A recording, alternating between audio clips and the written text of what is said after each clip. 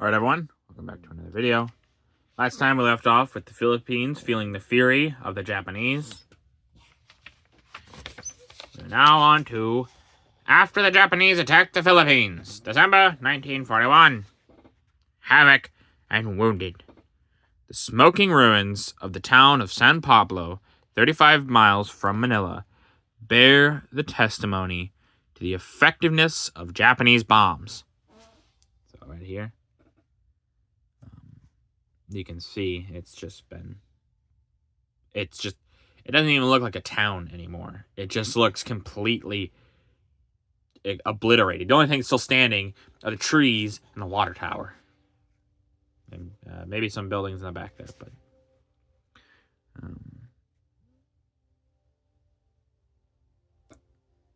yeah, it's just awful. And then below here, it shows a group of wounded Filipinos are shown as they awaited medical attention in a dressing station speedily set up by volunteers. And we can see all the Filipinos badly damaged or wounded at all. And we can see all the volunteers just looking around and feeling, you can tell they feel sad or just in shock at how bad it is.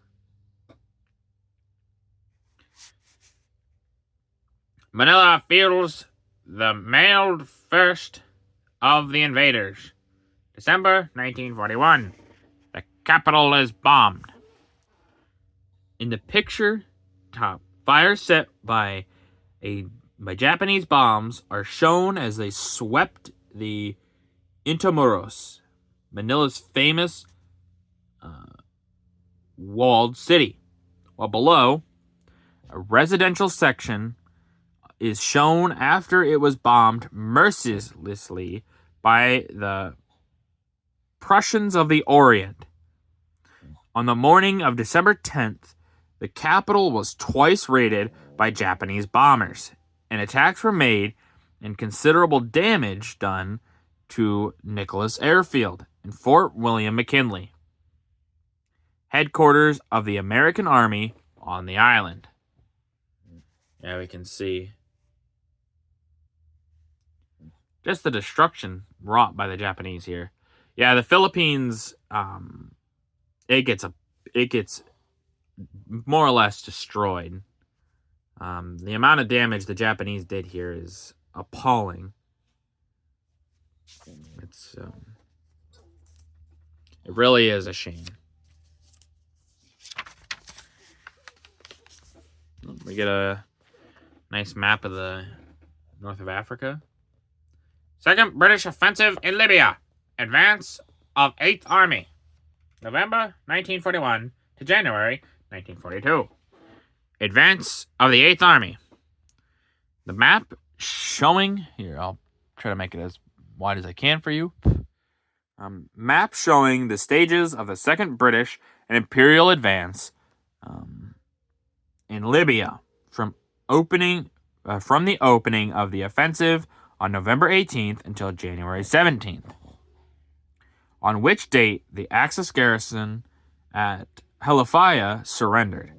By this time, the whole of Libya had been cleared of enemy forces except for a pocket resistance in the El Agheila area, which was being strenuously attacked. During these operations, a German and Italian army of more than 100,000 men had been notably defeated, and much of its equipment destroyed.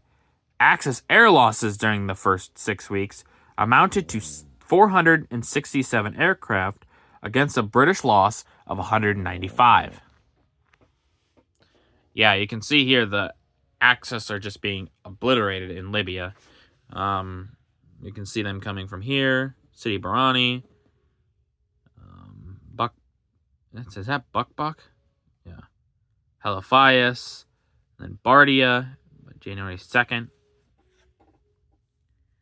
And we can see just the absolute movement of troops here across the Libyan desert. And yeah, by December 22nd, British columns reached coastal plains of the Gulf of Sirte. So here we see the beginning of the war, or the beginning of the year, basically, all the way to the end of the year. Capturing, took almost a whole year. To be fair, that's quite slow when you really think about it, but still, the capture of a lot of this is very important areas. That doesn't seem right. But that all seems wrong, huh? Doesn't it? Don't you think? The Crown Colony of Hong Kong surrenders. December 25th, 1941. Japanese success in China. On Christmas Day, after resisting Japanese attacks for 7 days and rejecting 3 demands to surrender, the British colony of Hong Kong capitulated. Under the leadership of Sir Mark Young, the governor, the garrison of British, Canadian, and Indian troops had fought heroically against the overwhelming odds and continual artillery and air bombardment. This decision to surrender was only taken after important reservoirs had fallen into enemy hands and there was 1 day's supply of water left. The pictures show right here, Japanese artillery in action in the suburbs just before the garrison surrender. And yeah, obviously, a lot of people that were born more recently wouldn't remember this. But Hong Kong didn't used to always be part of China, mainland China. I believe it was the 80s. It was either the 70s or the 80s when Britain finally cedes the territory to China. And it's been a Chinese city ever since. But yeah, at this time, the British were very much still in charge. And yeah, they tried to defend against the Japanese, but they just couldn't hold out forever. It just wasn't possible. They were more or less deep in enemy territory. They weren't going to get supplied like they need to. While it's valiant that they've held on so long, it was one of those, it was inevitable kind of deals. Very unfortunate. British commandos raid coast of Norway. December 27th, 1941. I feel like they raided it all the time. Attack on enemy shipping. On December 27th, British forces landed on the coast of Norway at Malloy and Vagsø Islands. Coast defenses were silenced by British warships and bombers, and commandos were landed under cover of smokescreens. The operation resulted in the destruction of 15,560 tons of enemy shipping, in addition to munition dumps, oil tanks, and military stores. The pictures show above an oil factory at Vagsø, ablaze after having been blown up by British sappers. Now look at the fire there. It is a huge fireball, basically. It probably blazed for hours, honestly. And then below, a commando on a height overlooking Malloy, where the garrison were killed or taken prisoner. All British ships returned safely. And you can see, look at this picture though. Look at just the guy standing so high up above everything. It's a nice picture.